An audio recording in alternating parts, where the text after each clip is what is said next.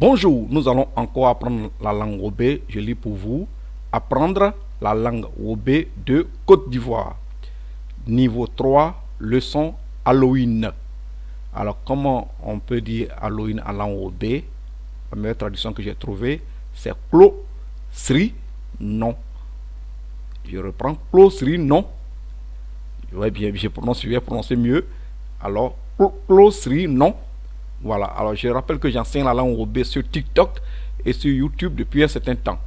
Alors, donc, on va reprendre un peu, apprendre la langue Wobé de Côte d'Ivoire.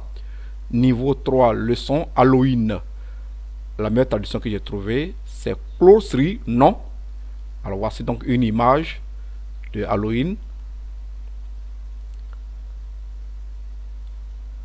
Profitons de cette période d'Halloween, c'est-à-dire 31 octobre et 1er novembre, pour évoquer en langue Wobé les notions de représentation, d'esprit, de fantôme, de génie, de Toussaint et de commémoration des morts.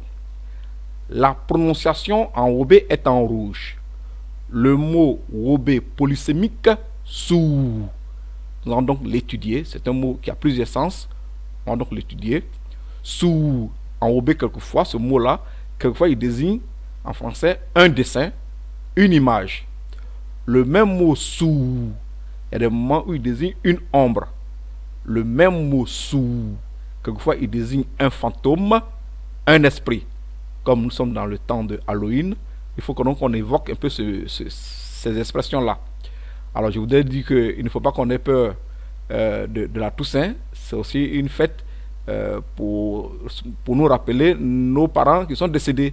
Voilà. Donc, ailleurs, quelquefois, aux États-Unis, dans le pays développé, quelquefois, on joue avec les enfants. C'est aussi une fête.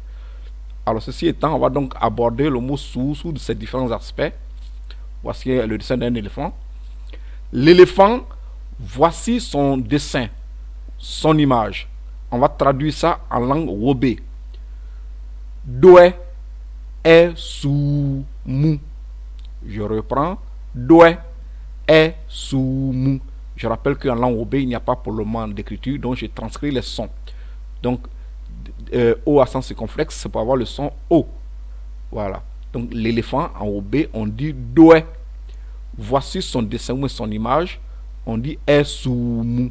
Le mou, c'est pour dire voici. Le est, ça a le sens de son ici. Voilà, ça a le sens d'un adjectif possessif. Est, c'est son.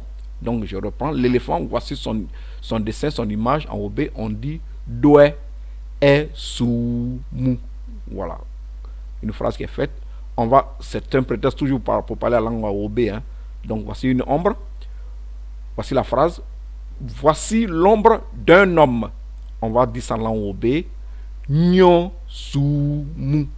Je reprends. Nyon sou mou. Le mou, c'est pour voici. L'homme, l'être humain, c'est nyon. Donc l'ombre ici, sou. Donc sou, dans ce premier cas, c'est un dessin. Sou, dans le deuxième cas ici, c'est une ombre. Nyon sou mou. Voilà donc une ombre. Nous passons au troisième sens du mot sou. Un fantôme, ça fait peur. On va dire ça en langue Wobé. Voici donc un fantôme, ça fait peur à ce monsieur-là. Un fantôme, en Wobé, on dit aussi sou. Ça fait peur. En Wobé, on dit blé fang. Je reprends, blé fang. Donc un fantôme, c'est sou. Ça fait peur. Fang. Je rappelle que le Wobé, les guerriers ne disent pas certains déterminants comme un et une. Donc un fantôme, vont seulement dire sou.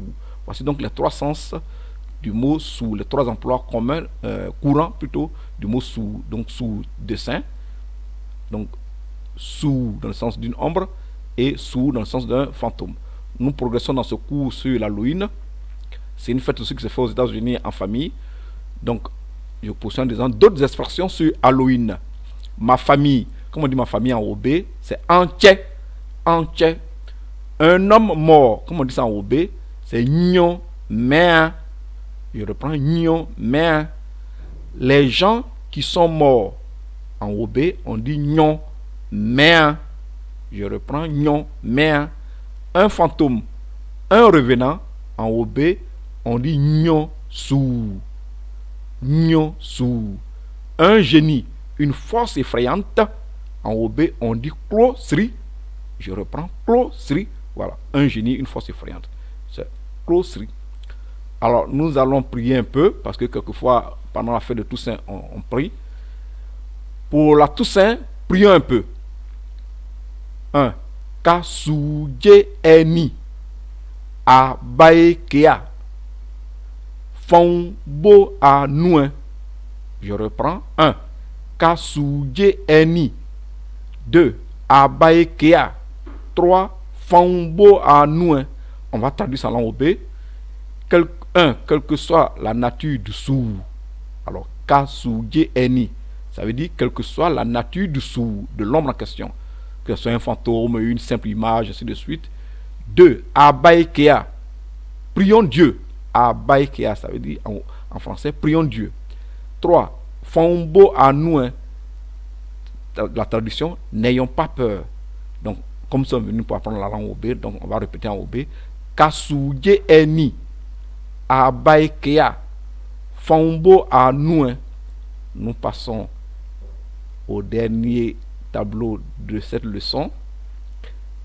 Voilà. Terminons par un chant Wobé pour Halloween. On va terminer par un chant Wobé pour Halloween. Le titre du chant, c'est Tekbetin. Voilà, on va le chanter. Voilà. Alors, donc, vous allez suivre. J'ai mis terre, c'est-à-dire on va répéter ça 3 fois. Tekbetin adede nyon men baya adede. Je reprends. Tekbetin adede nyon men baya adede. Traduction. Le génie pygmée dans son ça, on ne regarde pas les autres dans son ça. Le pygmée, c'est un genre de génie qui existait à l'époque dans les contes et légendes au niveau en pays ouais. Et donc il vient quelquefois au village et il a de longs cheveux, les pieds tournés par derrière, il sent mauvais, ainsi de suite. Il vient danser souvent, il vient effrayer souvent les êtres humains. Quelquefois aussi on danse avec lui, donc c'est de lui qu'il s'agit. Alors donc comme c'est Halloween, je vais donc vous enseigner ce chant. Donc je vais reprendre maintenant, je vais le chanter maintenant correctement. Tekbetin adede nyon mwen baya adede. Tekbetin adede nyon mwen baya adede. Tekbetin adede nyon mwen baya adede. On va donc reprendre cette fois-ci maintenant en rythme. Tekbetin adede nyon mwen baya adede. Tekbetin adede nyon mwen baya adede. Tekbetin adede nyon mwen baya adede. Je vous dis merci.